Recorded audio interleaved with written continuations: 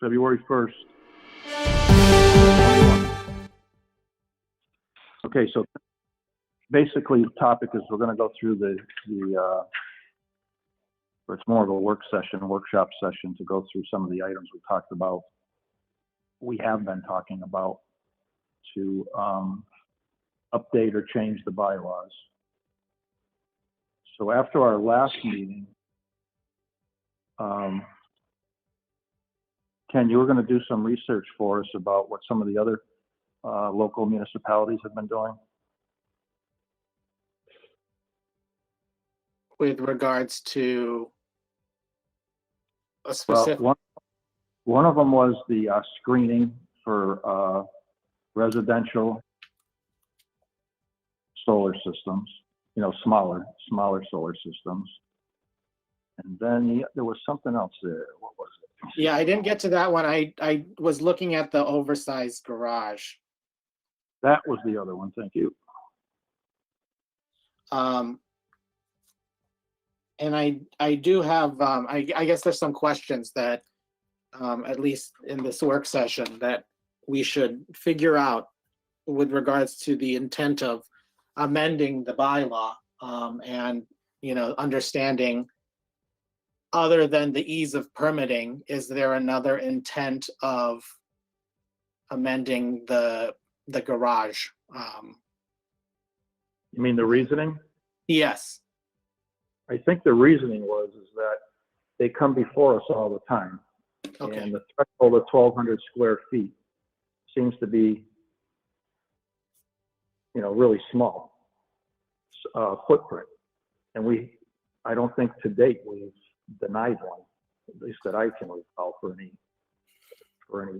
good reason. So I think we want to raise the threshold and then raise it again if it's over a certain acreage before it meets before it requires a special permit. That's all.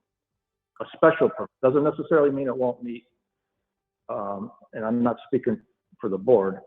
Maybe it meets a site plan on all of them, but the special permit piece of it seems to be a little over the top for residential, requiring them technically to do all the same things you have to do for a commercial building. Yeah. I guess, I think it would be interesting to know how the planning board arrived at requiring a special permit for 1,200 square feet. Was there, and it's good for context with regards to identifying the reasons why that existed, why there was a requirement for a special permit for larger garages that sometimes can be larger than the actual home. I know that there's conversations elsewhere, depending on, look of town, just understanding the different types of uses and what those garages can be used for. And I think that the bylaw, it's clear cut the way it's written now. But I think for context, with regards to why the board and why the town adopted this permitting in the first place is a good place to start, and maybe understanding that, and then figuring out, those next steps to amend it so that the permitting is easier for those larger garages. Is that something, do you foresee like a proliferation of a lot of these garages coming to town, whether or not the the property owner can build them in the permitting that it currently exists? Well, I guess it's just good to know the context. Well, they're coming before us all the time, and they're not getting denied. Right. So why put them through this process? Number one. Number two, I don't know why the town did that years. It was before my tenure, and I think anybody else on the board as well. So, if I may be able to shed some light, I don't know this to be hard fact, but thank you. A long time ago, a stable in town put up some Morton buildings as stables, and also put up a indoor riding arena. And my understanding is that he did so with no special permit or site plan or anything, and it wasn't required back then. And some of the area people who weren't even direct abutters did not like it.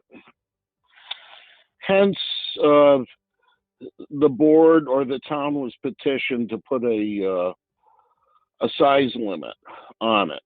Now, if I'm not mistaken, I believe that the original size limit was nothing larger than 1,000 square feet.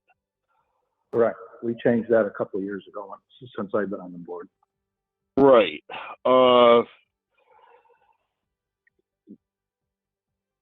People just didn't like it, and of course the town did vote to say we agree.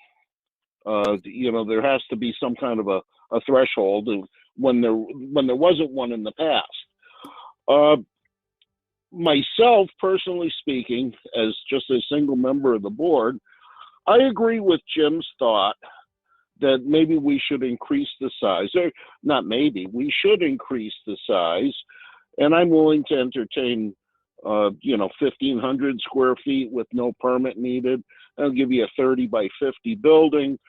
However, Jim, I don't think we want to cloud the fact when you start talking acreage and the size that you could go with and everything. I think we have to have a cutoff at 1,500, 2,000 square feet, and say, okay, anything after that you have to come before the board. Those are my thoughts. Okay. I know sometimes I'd like to say, well, if you got 5,000, if you got 5 acres, then you could build something larger. Right. But then that gets a little, it can get sticky after a while too, trying to break it out too much. So, I would say 2,000 square feet. How many? I'm sorry. 2,000 square feet, 2,500 square feet, somewhere in there.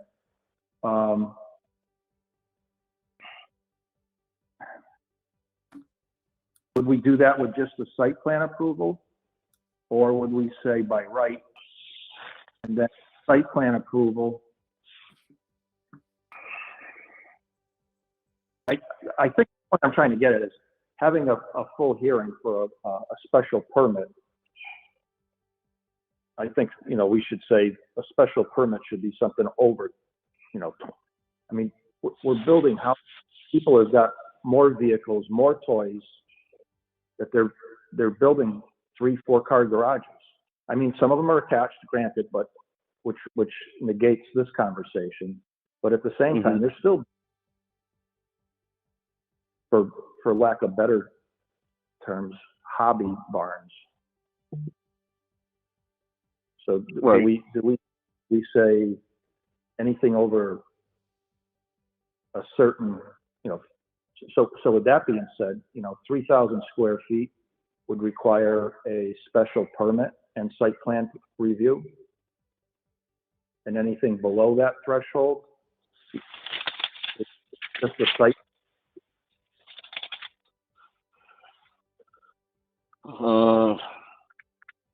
I think site plan review is it's not a big deal. They just need to show us some sort of plan where it's going, so we make sure that it's not intruding on the abutter, but not a special permit. And then anything above 3,000 would require a special permit. Just a thought.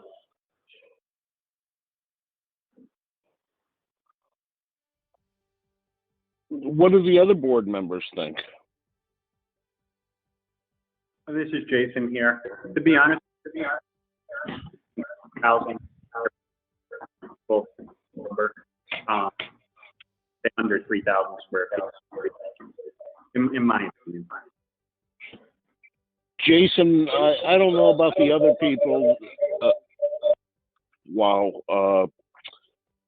I had difficulty hearing you. I don't know if it's because you're in the same room as Jim or what's going on. Okay, I'll try. Is that better? Yes. Okay. Yeah, I was just agreeing with Jim. I personally think 3,000 or under 3,000 square feet is a fair number to start with. Okay. How about you, Rob? Yeah, I'm okay with So Okay. basically, so Bob, are we saying 3,000 square feet and above requires a special permit? Anything below is just site plan, or it's by right? What do you think? Well, I think what you need to do is go 3,001 square feet. Yeah. That way somebody could build a 50 by 60 building. To be quite honest with you, I don't know if I would want to go that high or that large, but we are not making the rules. We are merely throwing it out to the town, to the townspeople to decide this. So I guess I could get behind this, that size, and go from there. Anything over 3,000 square feet, I think we gotta really be talking site plan approval. Anything over 3,000 square feet, we're going to be talking one, especially if it's a single story, we're going to be talking one large roof mass of watershed. You know, we don't want to be flooding other people out. You know, we got to think about that kind of stuff, I think. So right now, it's anything above 1,200 square feet requires a special permit. Right. So what our discussion right now, anything over 3,000 square feet requires a permit. Anything below 3,000 to 1,200 would require site plan approval. Oh, you're thinking about leaving the 1,200 in. Okay. Yeah. Yeah. Okay, so 0 to 1,200, you can do whatever you want. I think we should change that 1,200 to 1,201. And that way, nobody gets real, you know, a building inspector doesn't get picky or whatever. Up to 3,000 square feet, well, it'd be the same thing by right. No? Yeah, it would be right by right, but they would still have to have a site plan review Yeah. so we can protect the abutters. It wouldn't require. Yes. It wouldn't require a special permit. Correct. With a public hearing. the only thing is, with regards to the way your site plan approval process is written in your bylaw, is that you require similar proceedings to a special permit, in that you are doing an advertisement in the newspaper, as well as notifying abutters. So it is similar to a special permit, but it's not a public hearing. It's, you know, just a regular public meeting item on the agenda, if that means anything. I think one of the big things that we could be mindful of is, you know, and a good way to, I think, engage with your, your thoughts of zoning and zoning changes is to look at some previous, approvals. And so in the past not 5 years, in the past 2 years that I've been working with your board, the board approved 5 different oversized barns, anywhere from 2,400 feet to 3,600 square feet. And I think Bob brings up a great point with regards to the size of these large barns. There are also other protections that are kind of granted by the State Zoning Act, of which one of them specifically is the agricultural use, is the anything greater than 5 acres. Really, if that property owner is using that barn or that space for an agricultural use, it wouldn't necessitate. We would have to thread carefully with how that's written. But it's, do you want to see do you want to also attach some other sort of measurement as to the maximum size? Who's to say that someone will come in with a something, because 3,000 square feet is a large building, and if it's just a metal building, depending on where it's located in town, do you want that on every other lot? That's something to be said. I don't know. That's where the special permit comes in, because if somebody's trying to put in an arena, a 6,000 square foot arena on an acre with a dwelling already on it and a garage already on it, then special permit would be able to review that. Now keep in mind, if you want to put up a 4,000 square foot barn, you even need if it's a house, right? If it's attached, you don't need it. Right.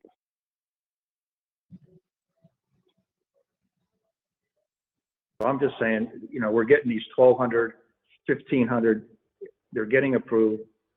Zoning Board of Appeals has been approving them. They're not, they're not causing any harm to the abutters. Let's just do the site plan review for 3,000 and below to 1,200. I mean, we're going to have a hearing on this if we agree and it goes forward like this. We're going to have a hearing on it, get feedback from the audience, from the whoever shows up at that hearing, and say maybe they feel it's fine, maybe they want us to tweak it a little bit. We can take all that under advisement based on the feedback we get with the hearing. But at least it's a starting point. Mm-hmm.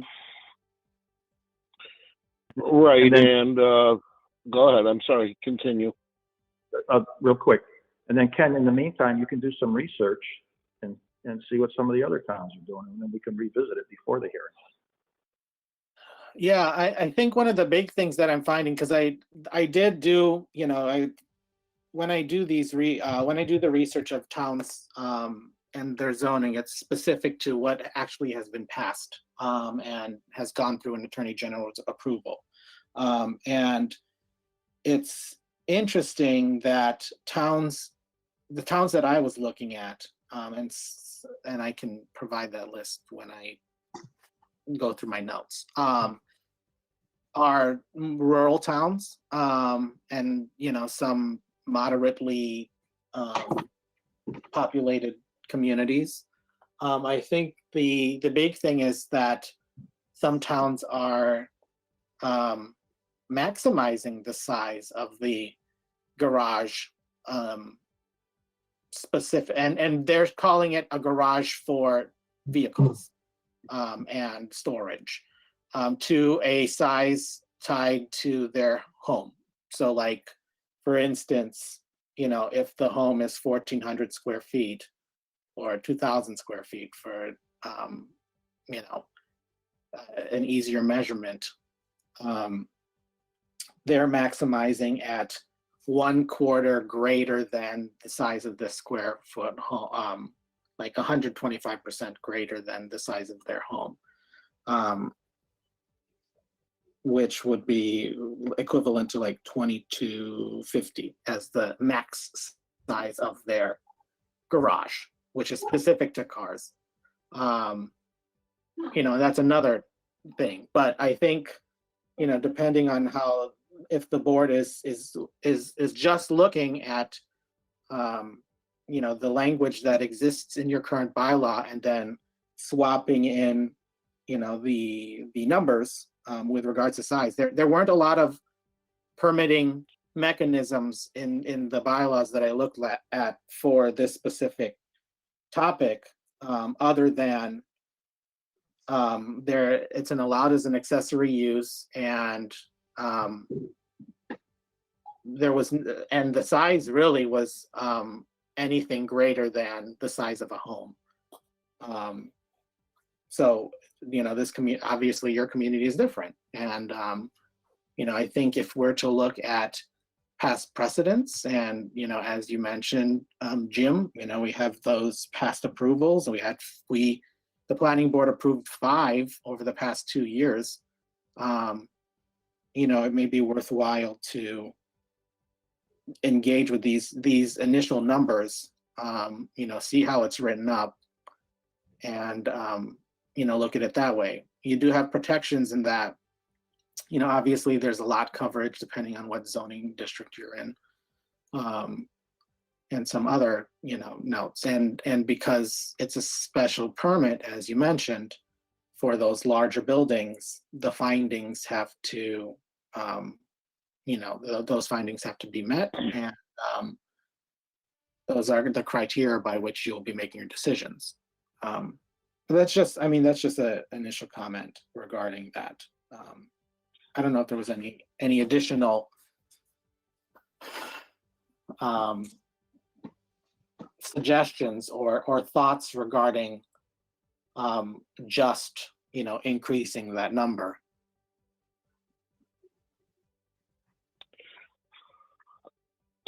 You know, in listening to Ken, I'd like the board to, why don't we take a look at what other communities have done? As Ken just said, one community is 125% of the house size. I'm also thinking, you know, the original 1,000 square feet, that was a number that was picked out of the air. 1,200 was another number that was picked out of the air. 3,000 the same way. Maybe we should try to find something to base the number, the size, the square footage, as opposed to just choosing arbitrary numbers. You know, put a little bit more thought into this, and yes, zoning has something to do with it. Square footage of lot, coverage of lot. I'd like to see what's, huh? We're going back to what I was saying before. Depending on the size of the lot. Right, but I'm more interested in seeing what Ken comes up with, where other communities are regulating it to size of existing structure, or maybe even structures on the existing properties. You know, and that's the whole purpose for this working session, is so that we can sit here, we can hash things out. We're not coming in with a definite number. The 3,000, that would seem to work. But do we want to have something in our pocket when people start asking, well, where did you come up with that number? Well, that's why I said earlier that it would be good to get Ken to check some of the some other towns similar to ours to see where they stand, right. what they do, so that we've got something measured against. Yeah, I'm up for that, Bob. Okay. Why don't we These are- do that? And why don't we work with, right now, since we've been tossing around 3,000 or 3,001, why don't we work with that at this point in time? And let's see what Ken has. I'm sure that Lil has some input into this, or would like to exercise some input. It just never made sense to me, the original 1,000 square feet. You know, that didn't make sense. Where did you come up with that number? It was something that was just grabbed out of the air. 1,200. Well, 1,200 made it a little bit better, but really not much, because we're still seeing these permits coming in. And that being said, if there's been 5 in 2 years, is that big of a burden on the board to handle? It can be a somewhat of a minor financial burden on the applicant, you know, with the public hearings and the abutters, that kind of stuff. So I don't know. I'm just throwing stuff out.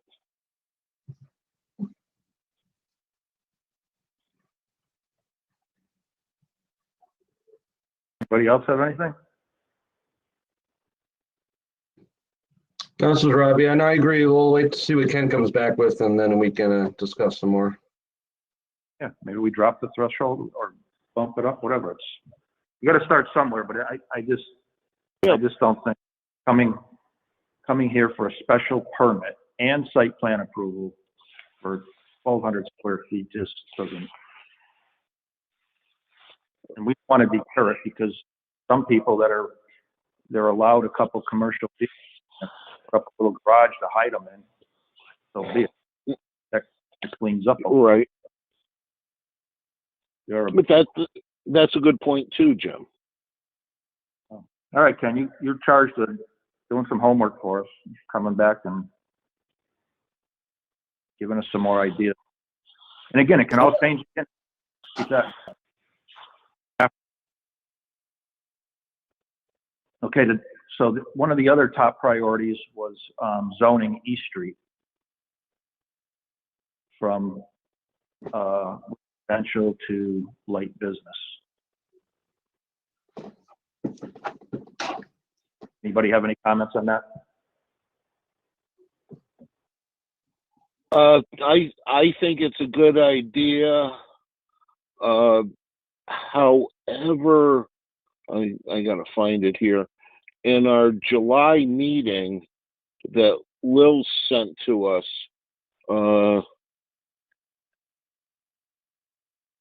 it was recommended, Jim, I think by you, that we do it in two phases, meaning Pleasant Morgan East Street to the New Ludlow Road intersection, and then New Ludlow Road to West Street and Ludlow.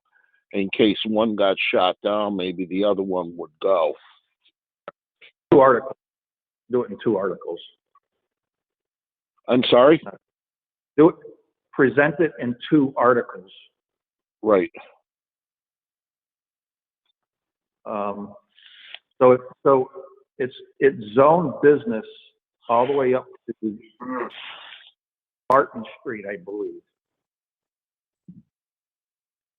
On Pleasant Street to just about Barton Street is zone business. Yep. Then if you go from there down East Street, you think of some of the businesses that already exist. And then the main purpose of giving this thought was that when you get down towards the other end of where it turns in after Pleasant turns into East, you get down towards the other end where the Westover property, all those homes were taken down and can no longer be, we lost our some tax base there. Those lots can be used for residential. could be used for commercial. Now, there's supposed to be a discussion going on about that with, is it Mass West? Or what? I think they were setting up something to have a discussion with the, I wish Lil was here, with the economic development. Just for that purpose. And then so you can get. I thought Ken had been in contact or had some information regarding what Westover was going to do. Maybe. I followed up with them prior to the meeting, and they don't have. There was supposed to be a presentation, which is there, and I don't have a date, and because I couldn't get a hold of that person. But basically, they've made an update to. I always forget the acronym. It's AICUZ. I'm just going to quickly. It's what is it? Air Installation Compatible Use Zone. I think they were making some updates to that, and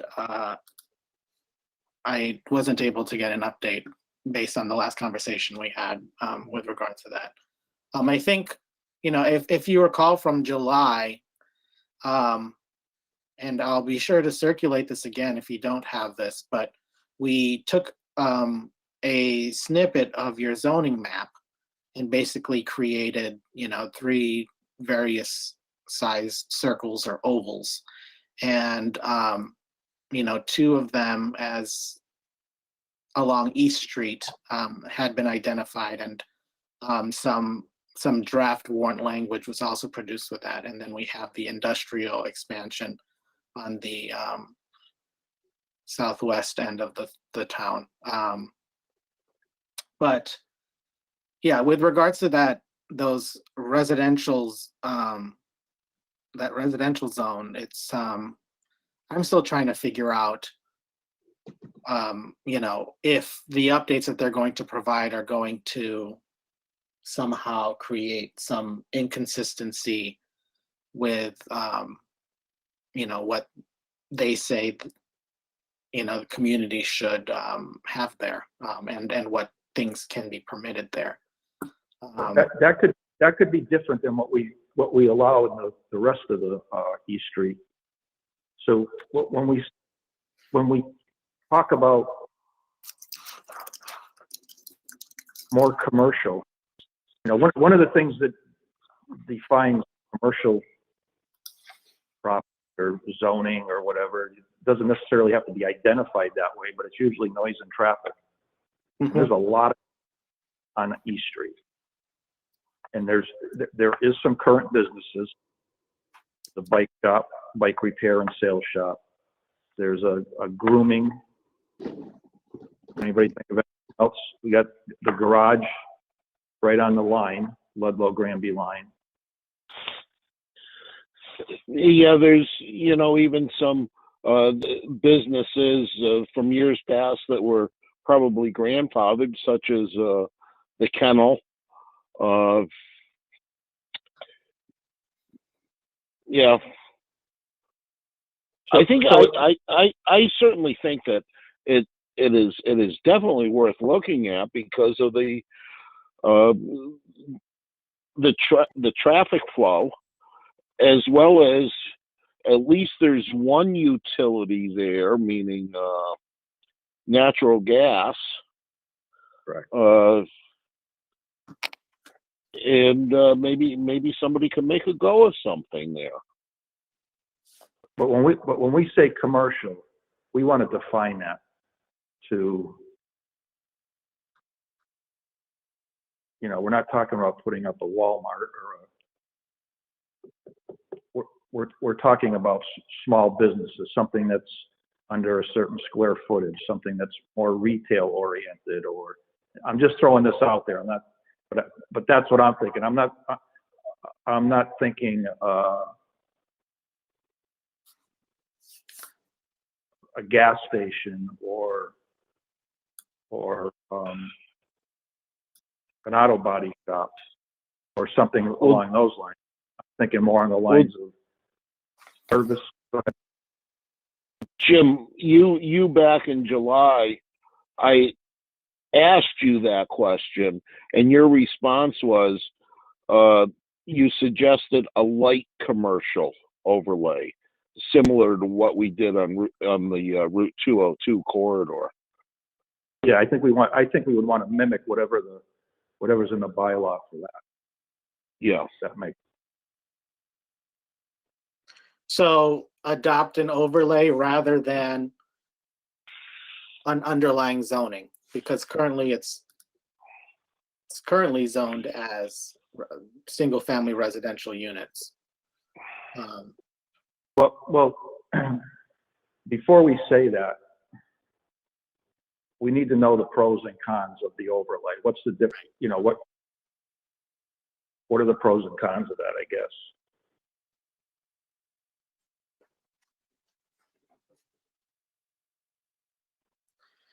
I mean, I think one of the pros and cons are, you know, one of the way that the town has utilized its overlays along Route 202, you know, and this is briefly discussed in that report that, you know, we provided to you in December, was the ability to develop either to the underlying zoning or to the and the way that it's written suggests that the bylaw is written suggests that developers can develop to either the underlying zoning or the overlay district. And I think that at least with that stretch of 202 that happens to have an underlying district of residential single-family units, and that's, I'm just quickly looking at a map. I don't know what those. I think Lyman is the furthest east before it turns to the mixed-use zone again, or that might be the historical zone. I'm not sure. I think that's the historical or the village common area. Historical stops up by Aldrich Hall, the old Aldrich Hall. Right, but I mean, the village common area, I think, extends to Lyman Street. Lyman You're Street, yes. Right. Yeah, I think, you know, as Jim mentioned, understanding whether or not you are looking to also try to accommodate people who may want to, if there happen to be single family homes along that stretch, or you're really using the zoning as a future planning tool where identifying the part of town where you'd like to see a little more commercial activity, whether or not it's like commercial or, you know, something else. I think that's one of the biggest conversations that, you know, when you examine an overlay versus underlying zoning change,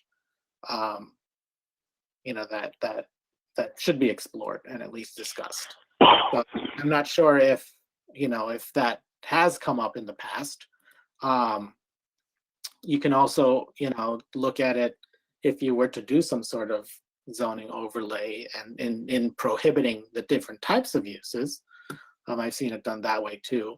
But, you know, planning practices is to understand how to make it the easiest for the developer. So if there's an underlying zoning, you know, obviously that's the easiest way. But, you know, I think there probably is some nuance to identifying either the more eastern part closer to the town line, or, you know, going towards the Five Corners area. You know, those are two separate different corridors. You're right. Maybe there is a difference there. Maybe one does get zoned commercial and then the other one's an overlay. But the other thing we might want to think about at the same time, if we're going to do this, maybe a mixed use, or at least multifamily. There is water, there is gas. We talked about that recently.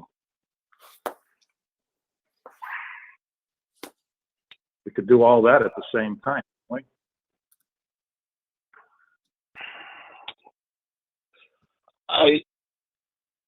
I think the reason for the overlay and is to make the property as it sits more valuable to the property owner. And somebody could come in and say, I want to buy these 3 frontage lots and I want to put up 3 houses.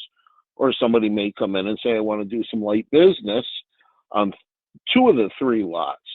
And it gave more flexibility to the property owner, as well as making it more appealing to the potential investor. I think that was the whole reason behind it. I don't know that I would want to change that, but what have we said that would change that, Bob? well, if we go with it can only be a residential single family, or if it can only be business, rather than utilizing an overlay. And maybe I misunderstood. An overlay gives more flexibility as residential single as well as business. Rather than pinning it down to just one. Gotcha. Okay, now I see where you're coming from. Well, some of it can only be just the property that was owned by Westover can only be one. You can't put mixed. You can't put anything but commercial if we zone it that way. Oh, right. Right. So there'd still have to be a caveat there that still do the overlay, but those areas that are in that that zone, what do they call it again? Air compatibility. Yeah, air.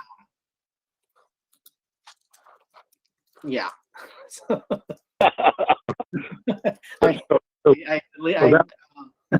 Air installation compatible use zone. And so yeah, it's interesting. When I spoke to the community planner for the for Westover, he suggested looking at an overlay concept for those particular lots, similar to the town of Ludlow. And they adopted something called the Aircraft Flight Overlay District, which is to support those particular uses. And the way that the bylaw is written is specific to prohibitions. So the uses that are prohibited in those areas. It's not, I haven't, and this is the first time I've seen a bylaw written, where it only says, prohibitions. And that's specific to like adult care facilities, hospitals, auditoriums, schools, daycare centers, houses of worship. Those can go anywhere. Yeah. So with that being said, we should probably approach this 3 different ways. One would be to rezone from Morgan Street to New Ludlow Road. Another article to rezone it the same way from New Ludlow Road to East Street, or to the Ludlow line. And then the last if those two fail, would be to rezone, basically a spot zoning, the incompatible air zone to what they did in Ludlow. Follow me? We should, at the very least, I would think we would want that. Yeah.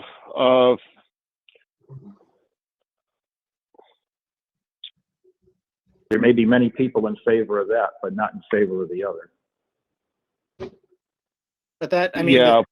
the thing that you would be, so even adopting an overlay zone for those particular lots, which prohibits uses, and those are, you know, that makes sense because those are uses that have been identified.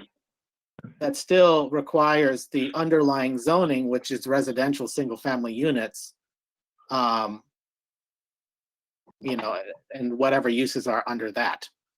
I guess if you were to identify using that overlay district, both prohibited uses and allowed uses, that could be something. And that way you're directing that type of development in those areas.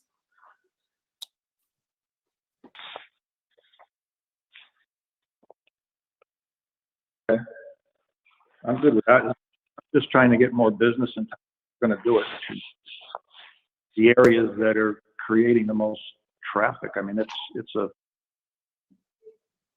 the main artery, you know, into Springfield, the 291 out of Amherst. Already businesses there, and then so what was the next step? You want to do some homework on all that for us, and then what recommendation that we can present during? So provide, I guess, you know, and the thing is, it's understanding, you know, just kind of hearing the conversation, some sort of light commercial, and it could be presented possibly in an overlay, or a rezoning. You know, another easy thing to do is expanding the general business zone from the Five Corners area, based on the map. I don't know if that's something for that portion that goes to, let me look at the map. That more western corridor. Yeah, I mean, I guess just kind of coming up with some different possibilities, understanding that the idea is to increase commercial activity along, you know, East Street based on the knowledge that there's natural gas and the availability of water. Is that correct? Yes. Yeah. And that's, Well, the availability of water stops at New Ludlow Road. okay. It does Okay. not come any further down East Street. Okay. To New Ludlow. Yeah, and that But was, yeah, go ahead. But I also think that we've got to, depending on where the general business area comes up from the Route 202 Pleasant Street intersection, how far it extends. If it only goes to Barton Street, I don't think we want to start at the Morgan Pleasant East Street intersection. I think we want to start right where that overlay is, Right. and right. continue forward. We don't want a blank spot in the middle. That's Yeah, correct. you know, the more I think about that, the overlay, because it's a little bit more residential than it is down the other end, maybe we do the overlay from the Barton Street to the New Ludlow. Seeing that it's a little bit more condensed residential in there, I would think. And then Yes. from there to Ludlow line, maybe go commercial. Right, or, well, I guess we got to see what Westover is going to do, too. Yeah. Well, it's not what they'll do, it's what they can be allowed to do. Mm. Anything, it's based on what we allow. I think we set it up in a couple different ways at a hearing.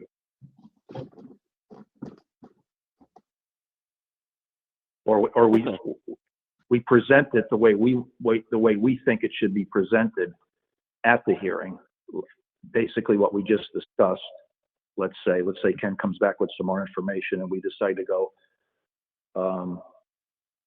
Barton to New Ludlow Road overlay, and then New Ludlow Road to Ludlow commercial zone commercial, and then we present that way, and then based on the feedback we get before we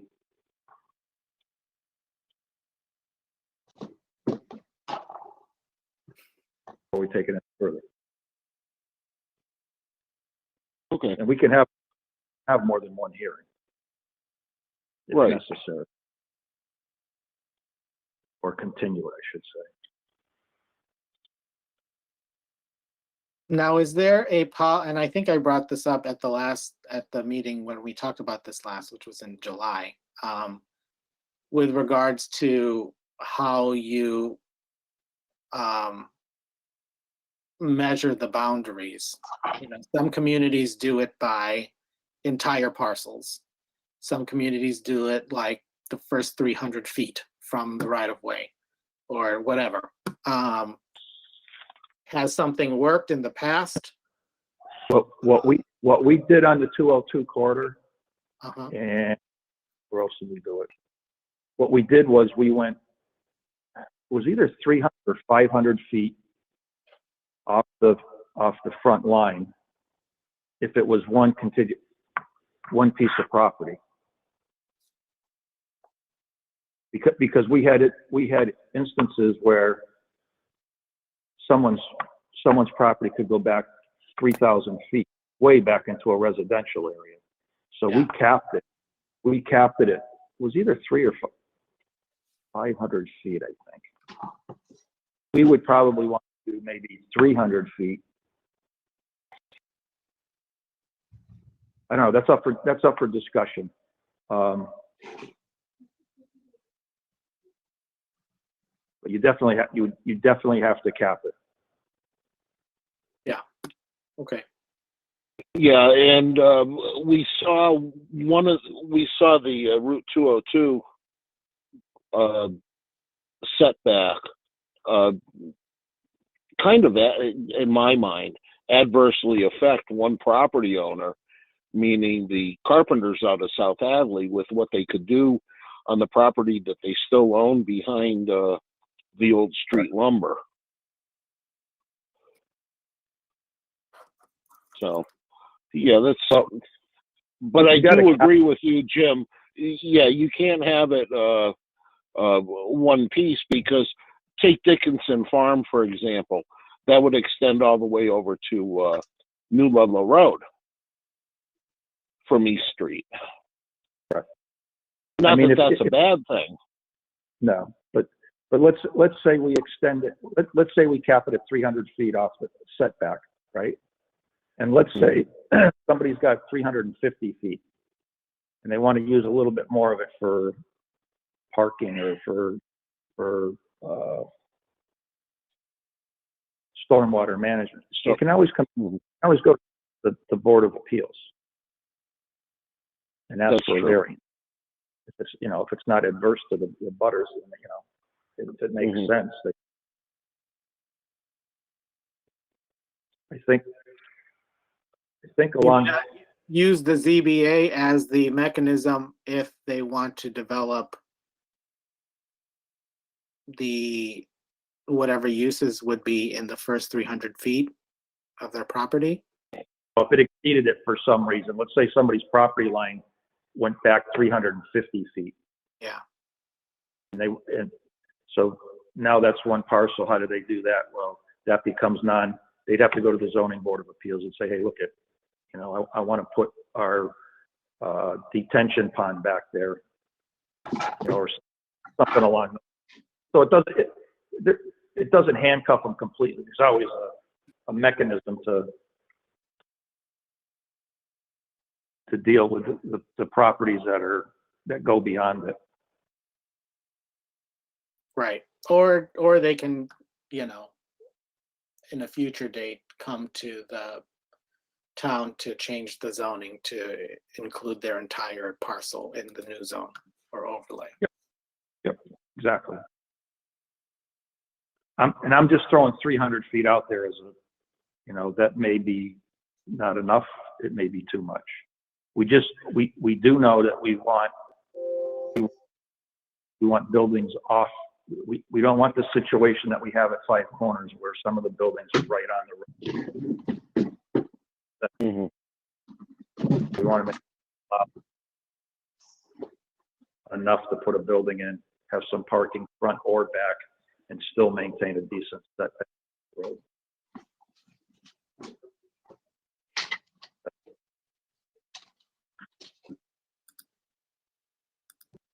Okay, what's next? Well, I think we can. I was just going to say New Ludlow Road. I think we can do quickly. Yes. Yep. Agreed. I have no problem with doing what we had discussed on that parcel or parcels. I don't know how many individual parcels are there. Not more than one, to be honest with you. There is more than one? I said no. I said I'm not sure. I don't think there is more than one. Okay. Maybe I think there's just that one parcel there that's not zoned business. Industrial. No, that's the industrial district, isn't it? Correct. So are you looking for the one large parcel just to be entirely within the industrial district, which is the most southwest parcel, which abuts South Hadley and Chicopee? Correct? Okay. How's it zoned now? It's zoned single family. So do we do that do we do that industrial or business?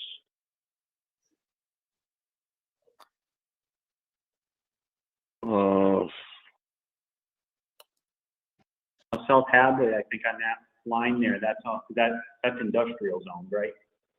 So if we carried industrial over, at least that would cover that, where they fit into the neighborhood better, maybe. Right. I think that the justification to do a business use that may be considered spot zoning, just because you'd have one business zone for one parcel, and it's the extension of one parcel. I don't know if that's I can't really tell with this particular map I'm looking at, but yeah. We can revisit the types of uses if there's an idea of the types of uses in an industrial zone. If that's something you want to look at. Yeah. We could look at that because industrial would be the most evasive. So if someone wanted to put a business that wasn't industrial, I don't see why we wouldn't allow that. Yeah, maybe we want to marry it up to what South Hadley has on their side of the line. And that way it's all cohesive between the, actually three towns, I guess. Chicopee, though, isn't it the base that butts up against it on the back?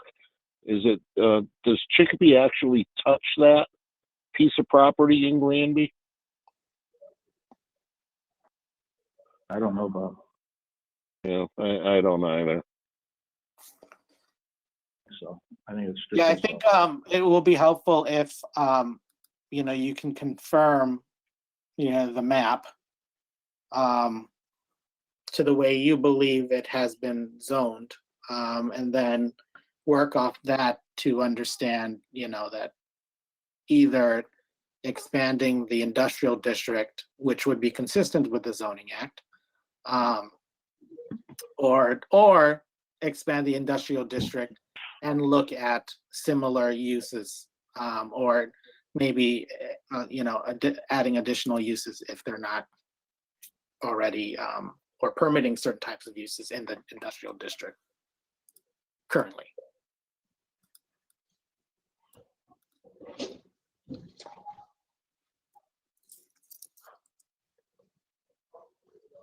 Or does, Yeah, back in July, in talking about this particular subject, Ken questioned if this would be presented as a zoning map change, or are you anticipating changes to use or standards within the district? Question mark. This sounds as if it's just an extension of a district. Is that correct? Jim Tromke responded it was correct. Bob, you gotta be reading, I'm sorry? gotta be reading minutes. I am. You're scaring me. Well, Will sent it out. I feel it's only right to use what she sent to us. But if nothing else, this keeps us somewhat consistent, or Yep. we may have to deviate from what we had thought back in July, on July 22nd. I'm good with that. I'm not contradicting it. Where does the business overlay industrial park, does that stop at South Street? I don't have the answer to that question.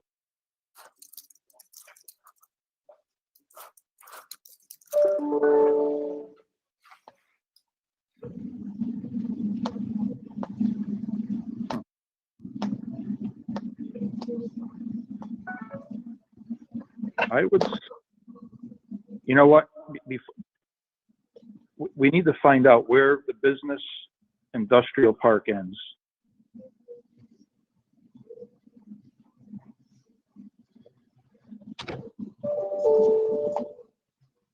And bring, either bring that to the New Ludlow line.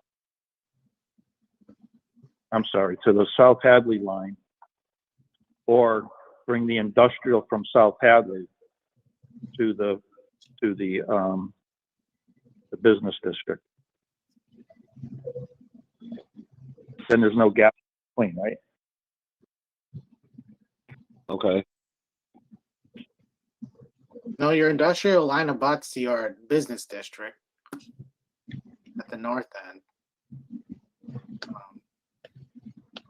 Yeah, I'm talking about the other side.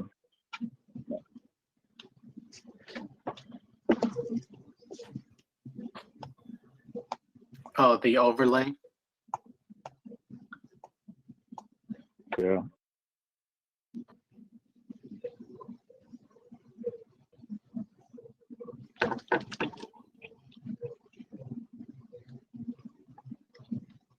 Well, maybe not. Hang on. Yeah, the overlay doesn't quite touch Morgan Street. Right. So I guess we just take a look at that one piece and rezone that. Industrial. That probably makes the most.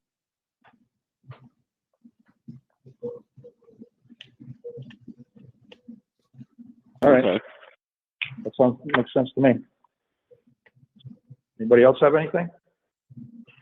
Well, can you, a list of action items.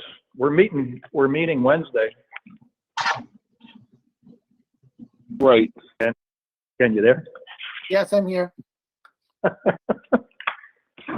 Said you got a long list of action items. We're meeting on Wednesday. How much do you think you'll have done ready for us? I think we can talk about the zoning, the map amendments. But I'll continue to work on this. I mean, I think that there's opportunity to, and I do have some notes from the barn discussion and with regards to that, so I can put something together. I don't know if I'll be able to tomorrow. I'm kind of, Around so that you can review it for Wednesday. I was kind of half kidding this. Oh. Trying to get this done. I don't Did want you to. want to discuss the outdoor venues? We haven't gotten. No, we haven't. Okay. Right. I'm jumping the gun.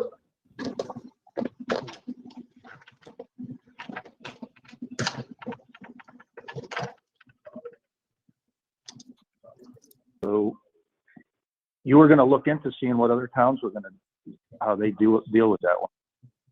Yeah, so I don't know if Lil shared it, but I do have a document that I believe I shared with 3 towns. Are we talking? Did we move to outdoor venue? Yes. Okay. And I'll reshare it after this conversation, but this was particular to understanding that these larger parcels could be protected by, Chapter 48, Section 3, which is your agricultural exempt uses. Understanding that and creating standards by which those larger parcels could have some sort of review if there is and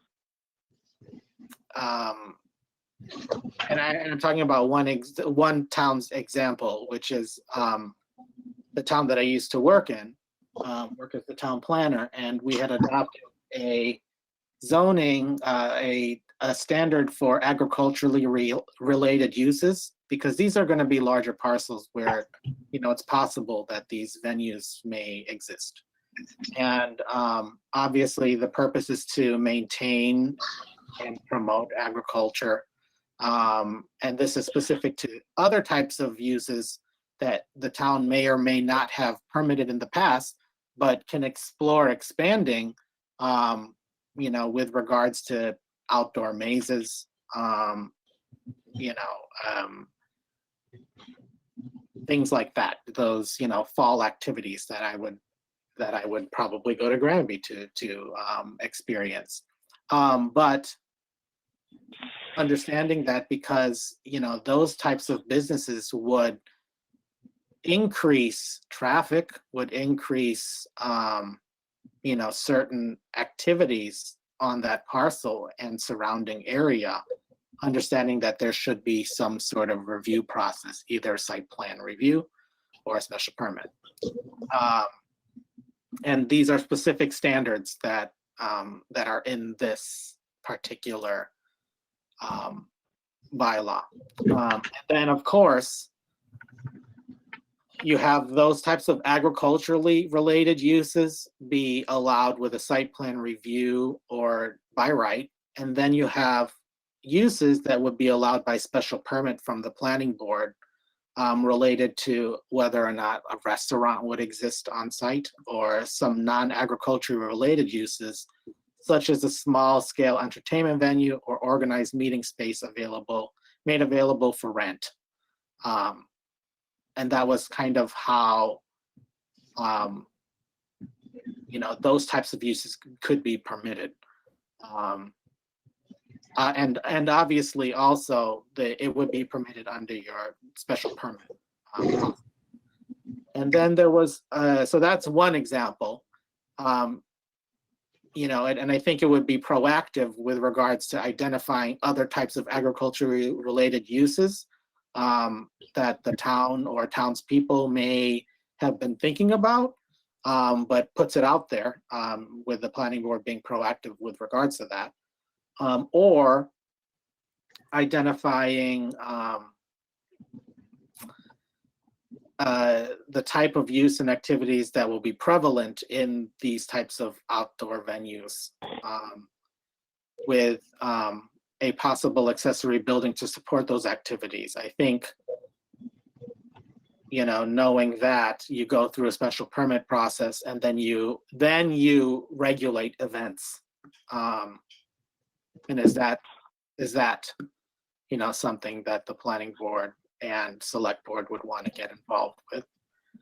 And then the town of Amherst identifies outdoor recreational use as an allowed use with a special permit in a residential rural district. And any structure shall be accessory to the operation of the outdoor recreational use. So if you allow a use in the residential zone, any structure that would be on that parcel would be an accessory, structure, and that would be permitted in the way that it is permitted through your zoning bylaw. I think that was the initial stab at trying to understand the request for these larger parcels that exist in the town, and the opportunities that exist to use them as possible, places where, golf course or some sort of similar type use, where there could be some sort of entertainment venue within that large parcel. But yeah, and this will be shared with you, after this meeting. That was kind of the initial stab back in July.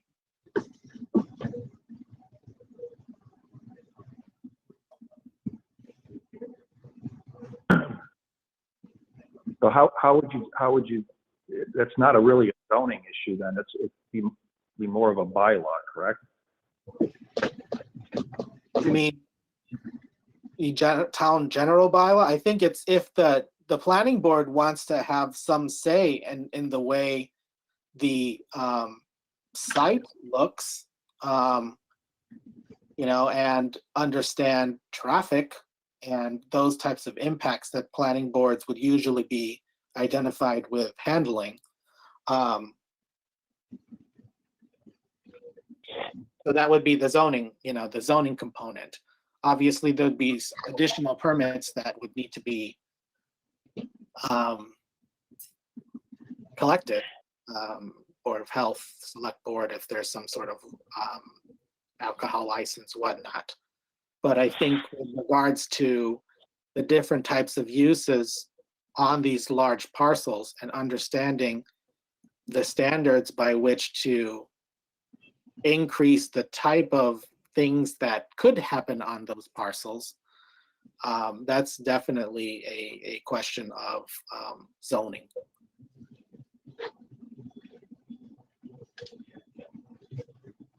Yeah, it's hard for me to explain it without you being close to the bylaw that I shared with you in the past. That way we could, without having to read each individual line to you, that would be easier for you. That maybe question.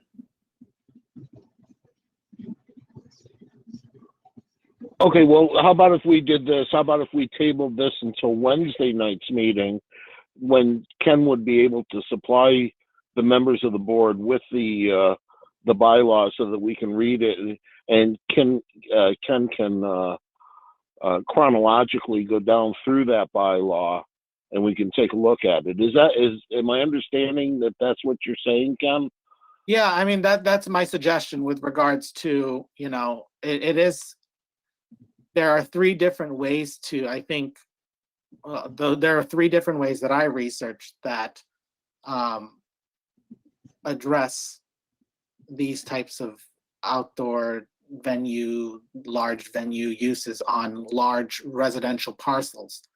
And so I think if you see the language that some of that explanation in this fact sheet, that could be helpful to the board. What I'll do also, for the maps discussion is if you have the ability to use the website or the web link, and I know we had discussed this before too, I can share screen and show you, and that could be helpful in explaining the maps, because it's hard to describe a map without looking at it and without the board looking at it. So Which web link are you talking about, Ken? so the agenda item the agendas that Kathy Leonard sends out has, and how I'm participating via computer, the GoToMeeting. I think there's a web browser component. So if you were to use your computer, use the login, you could see, the things that I'd be sharing on my screen, of which could include, the map and some written documents, so that we're all working off this. Okay. That sounds good to me. Yeah, great idea, Ken.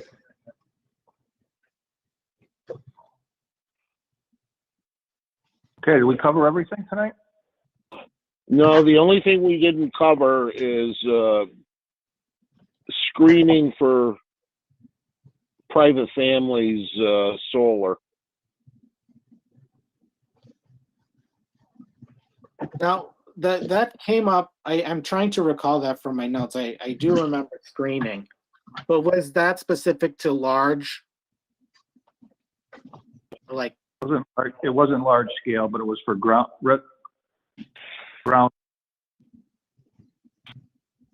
We should probably have some verbiage in there for screening in our bylaw for smaller solar arrays to be screened from the road. So from the right of way, and not from abutters. Oh, I didn't understand it as that, Jim. No, I understood Lil to talk about screening from to protect abutters. And maybe I'm wrong, and unfortunately Lil isn't here with us this evening. I didn't think it was just street. But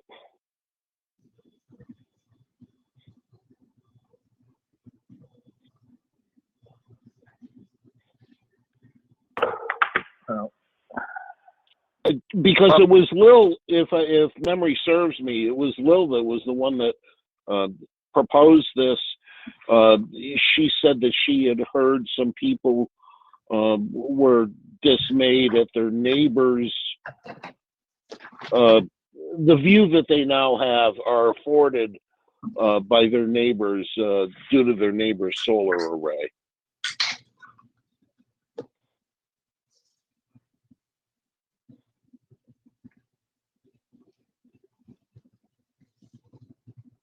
all right. Well, in order to do that, we'd have to have a site plan review, and it's not in our bylaw. In order to enforce that, right? You would need to include it with any sort of solar review that you do. So if it's a matter of adding, I'll have to review the solar bylaw. But if it's a matter of either pulling out or creating a standard for these smaller sized arrays, and creating a requirement for screening versus a requirement for screening for all arrays, which there's some sort of existence in your current bylaw. That needs to be, I think it just needs a matter of exploring whether or not it's applicable to only certain projects or all projects, and then review how screening is handled with all projects and see if it makes sense for a similar screening for smaller projects.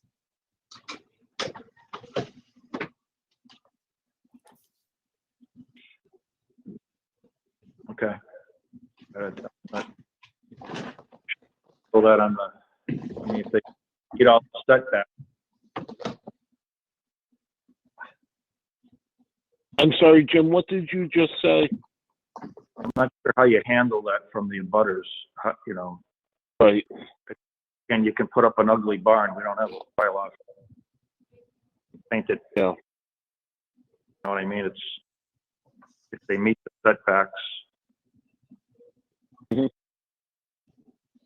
Yeah, I mean, and that's a question about policy and whether or not the town wants to, you know, for these solar panels or plain metal, you know, buildings, is there something, you know, with regards to community character that that could require screening of those types of uses? You know, that's a policy, and obviously that screening would happen during site plan review process or special permit review process, with, you know, the requirement to include landscaping on those particular plans. So here's the issue. Yeah. So you've got a lot, and your southerly exposure is to the, and you're a butter to the south, and you meet the setback of 15 feet. And yet we require a screening. The screening not only screens the neighbor, it also screens the sunlight. Well, that's right. It diminishes the effectiveness of the investment.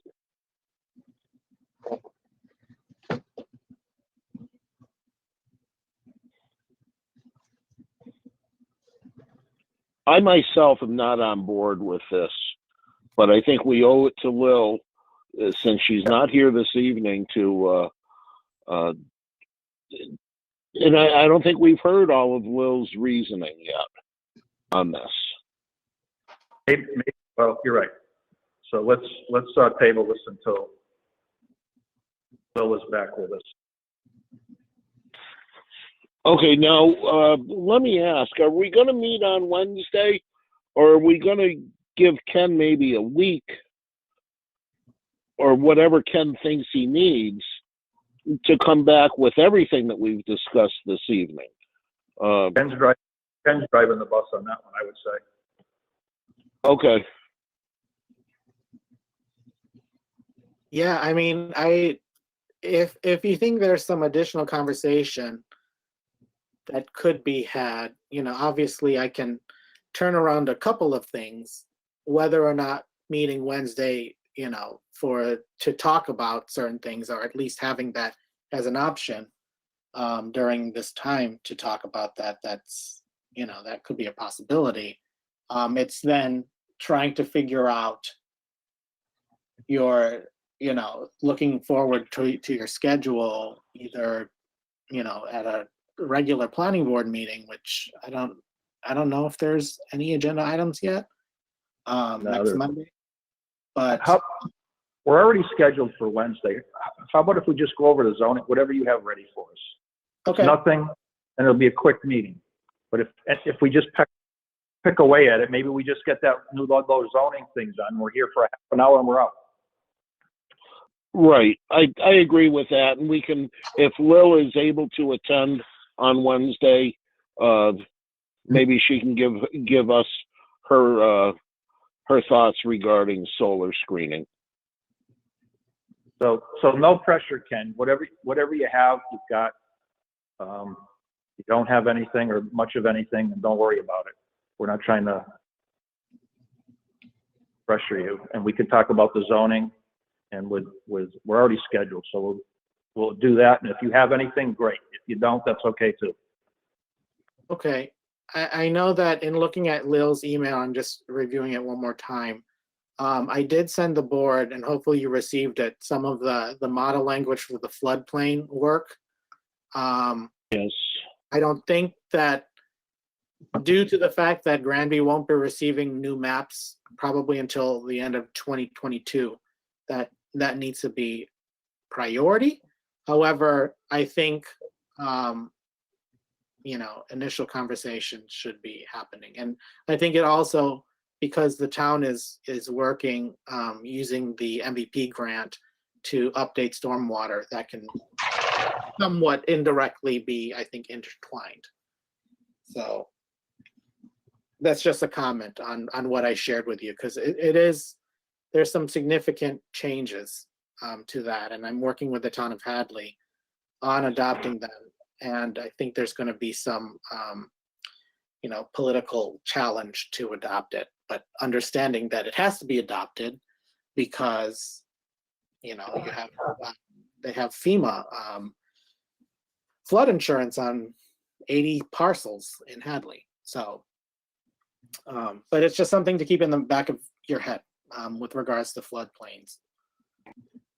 Ken, Okay. let me ask you, I quickly read that document, and what I kind of walked away with was, you can do whatever you want. You're going to do it our way anyway. Yeah, I mean, and I think every planning board kind of interacts with the language differently. And you're right, because FEMA has this model and are like, and for the community to be compliant with the FEMA standards, that's the only way the community will be able to get those flood insurance policies. So, Right. yeah, and you're right. It is my way or the highway. It's Right. the discussions of understanding, that there may be some nuance within the community, and also working towards adopting it. That's also the challenge. So either coming up with, I foresee that depending on how it's presented, it could be relatively smooth. But this is one of those sort of bylaws that are, it's like you have to pass it, but it's communicating that. Yeah, that's just a comment. Yeah, I actually didn't like the way it was written at all. Yeah. There were no options per se. Yeah.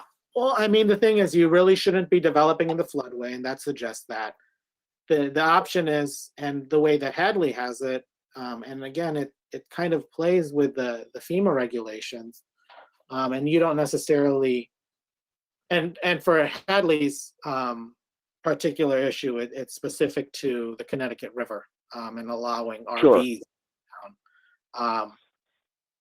But yeah, the way that it's written is kind of, yeah. But we can have that conversation when it's time to.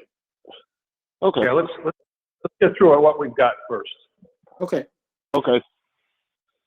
Sounds good. Okay, anybody else have anything? No, I was just going to ask, are you looking for a motion? If there's a motion out, I'll entertain it. I'll make a motion to adjourn. We have a second. I'll second. We have a second. Any further discussion? All those in favor? Bob? Aye. Rob? Aye. Jason? Aye. Jim's and I. Meeting's adjourned. Thanks, everybody. Thanks, Ken. Have a good evening, everyone. And Bye. Ken, thank you very much. You're welcome. You have a good evening. Stay safe. You too. Take care. Bye-bye.